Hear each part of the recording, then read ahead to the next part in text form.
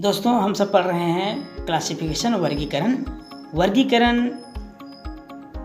या विजाति कहें या भिन्न कहें। इसके अंतर्गत पूछे जाने वाले प्रश्नों में शब्दों, संख्याओं या अक्षरों का एक समूह दिया होता है दोस्तों, जिसमें 4 या 5 शब्द, अक्षर, वाक्य दिया होता है। इनमें से क्रमशः कोई 3 या 4 शब्द आपस में समान गुण रखते हैं दोस्तों, कोई एक इन समूह से अलग होता है जिसको आपको चुनना होता है। आप लोगों ने बहुत सारे उदाहरण देखा है दोस्तों। चलिए कुछ और महत्वपूर्ण एग्जाम्पल देखते हैं जिससे हम क्लासिफिकेशन को अच्छे से समझ सकेंगे। अगला उदाहरण दोस्तों, ऑप्शन ए चंदन, ऑप्शन बी चमेली, ऑप्शन सी कमल और ऑप्शन डी है गुलाब। इनमें से एक अन्य तीनों से भिन्न है दोस्तों, उसे आपको अलग करना है। आप लोग इसका आंसर सोच लिए होंगे। चलिए देखते हैं। इसका सही आंसर है ऑप्शन ए चंदन। क्यों? क्योंकि दोस्तों चंदन एक लकड़ी है जबकि अन्य सभी फूलों के नाम हैं। तो इसका सही आंसर क्या हुआ दोस्तों? ऑप्शन ए चंदन। अगला प्रश्न है दोस्तों, option A 13, option B 14, option C 15 और ऑप्शन डी है 16। आपको इनमें से एक को अलग करना है दोस्तों। संख्या तो दिया हुआ है, आप लोग इसका आंसर सोचिए। दोस्तों आप लोगों ने इसका आंसर सोच लिया। इसका सही आंसर है ऑप्शन ए 13। 13 को छोड़ अन्य सभी संख्याएं विभाज्य है दोस्तों, जबकि 13 एक रूढ़ संख्या है। 13 स्वयं से विभाजित होता है। अन्य तीनों संख्याएं किसी न किसी संख्या से विभाजित हो जाती है। जैसे 14 2 और 7 से विभाजित होता है और स्वयं 14 से भी हो जाएगा। 15 3 और 5 से और स्वयं से विभाजित होगा। 16 2 से हो जाएगा, 4 से हो जाएगा, 8 से हो जाएगा और स्वयं से होगा दोस्तों। लेकिन 13 एक ऋण संख्या है, वो किसी और से विभाजित नहीं होगी। इसलिए सही आंसर इसका ऑप्शन ए 13, जो अन्य तीनों से भिन्न है। अब हम चलते हैं अगले प्रश्न की ओर दोस्तों। अगला प्रश्न है option A 2345, option B 3456, option C 5467 और ऑप्शन डी दिया है 5678। अब इनमें से एक ऑप्शन अन्य तीनों से भिन्न है दोस्तों, उसे आपको अलग करना है। इसका आंसर सोचिए। आप लोगों ने सोच लिया। चलिए देखते हैं इसका सही आंसर क्या होना चाहिए। ऑप्शन सी 5467 को छोड़कर अन्य सभी संख्याओं के अंक लगातार क्रम में है दोस्तों। देखिए कैसे। ऑप्शन ए में देखिए आप 2 3 4 5 लगातार क्रम में है। ऑप्शन बी 3 4 5 और 6 ये भी लगातार क्रम में है। ऑप्शन डी 5 6 7 और 8 ये भी लगातार क्रम में है, जबकि इसमें लगातार क्रम नहीं है। इसमें 5 के बाद 4 है, फिर 6 है, फिर 7 है। इसलिए यह अन्य तीनों से क्या हुआ दोस्तों? भिन्न हुआ। इसलिए option C is the right answer.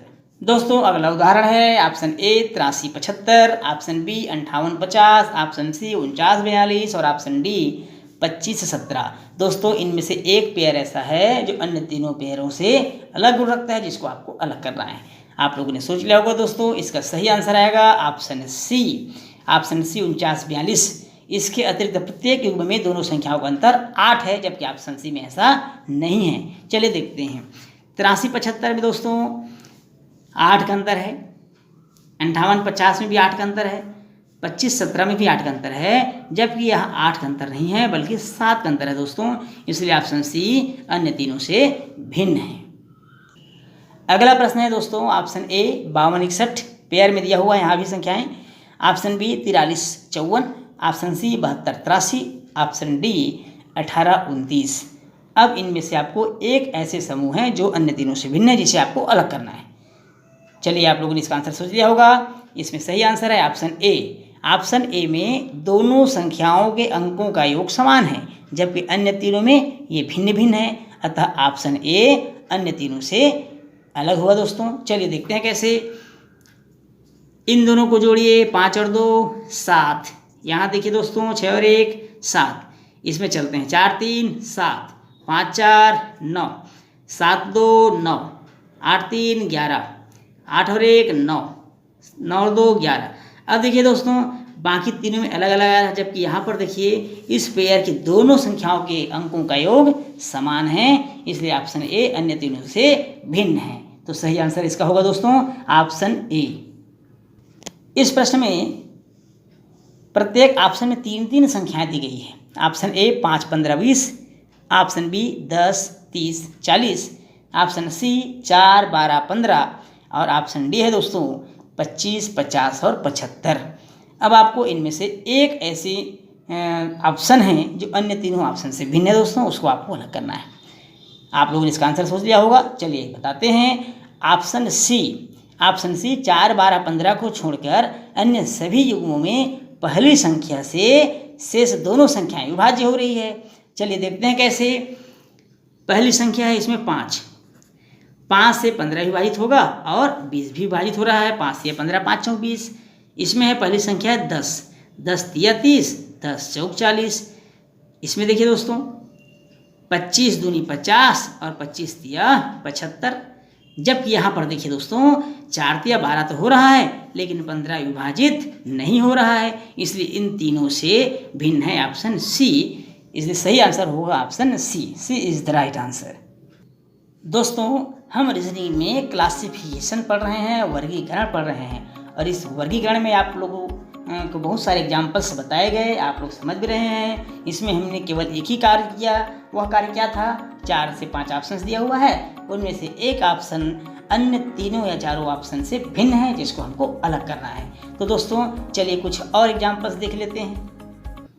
इस प्रश्न में दोस्तों 4 ऑप्शन है। Option A rate, option B set, option C केट और ऑप्शन डी है मेट। रेट, सेट, केट, मेट। अब इनमें से आपको एक को अलग करना है जो अन्य तीनों से भिन्न है दोस्तों।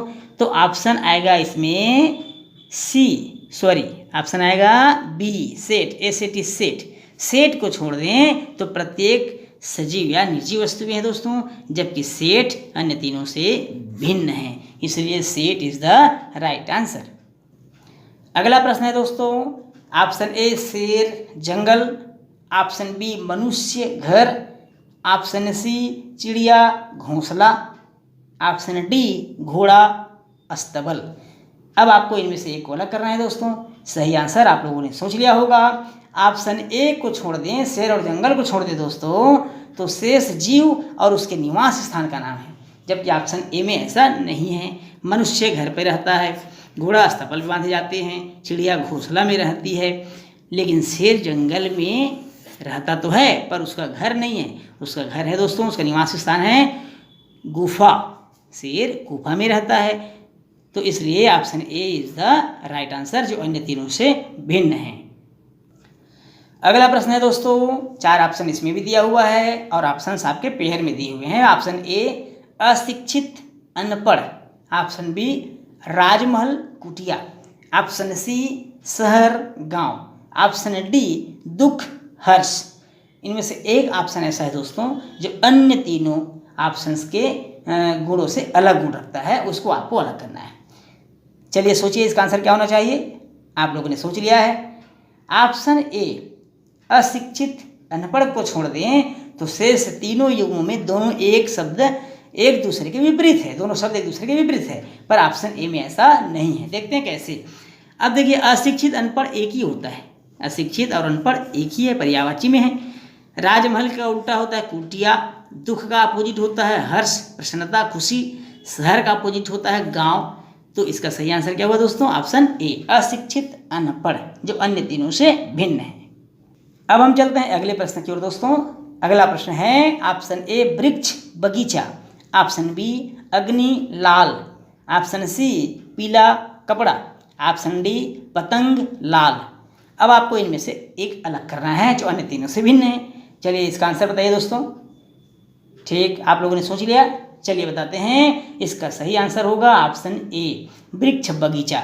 इस ऑप्शन ए को छोड़ दे दोस्तों तो अन्य तीनों युग्मों में एक शब्द रंग का नाम है, चाहे वो लाल हो चाहे वो पीला हो।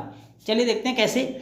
वृक्ष बगीचा, इसमें रंग का नाम नहीं है। अग्नि लाल, इसमें लाल रंग का नाम है। पीला कपड़ा, तो पीला इसमें रंग का नाम है।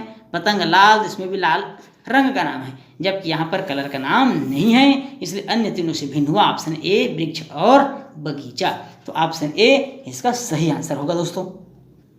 अगला प्रश्न है दोस्तों, ऑप्शन ए पानी भाप, ऑप्शन बी ऊर्जा भोजन, ऑप्शन सी बिजली कड़क, ऑप्शन डी सूर्योदय प्रकाश।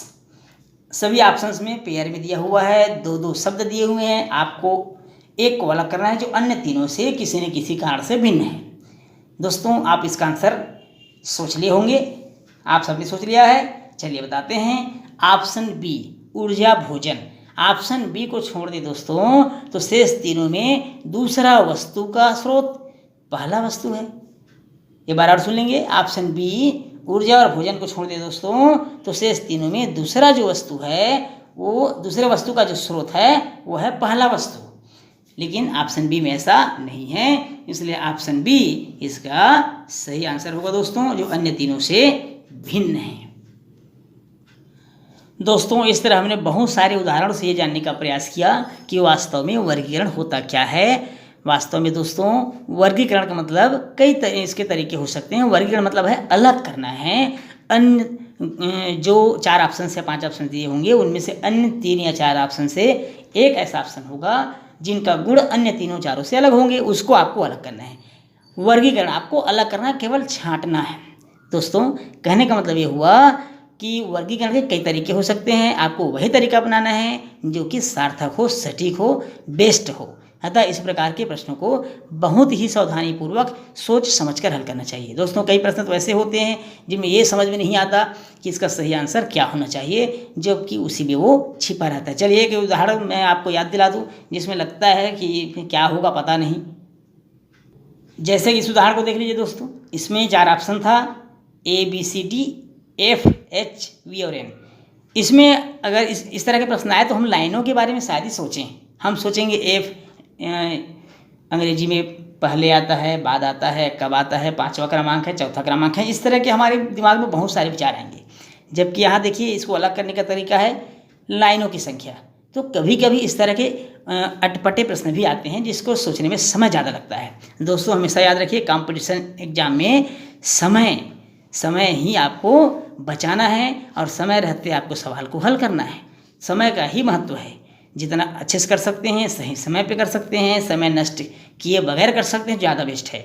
व्यापम के बहुत सारे एग्जाम्स में दोस्तों माइनस मार्किंग नहीं होता, तो वहाँ तो चलिए कि हम हड़बड़ी में कहीं भी एक तुक्का मार दिए और लग गया, जबकि दोस्तों तुक्का नहीं मारना चाहिए।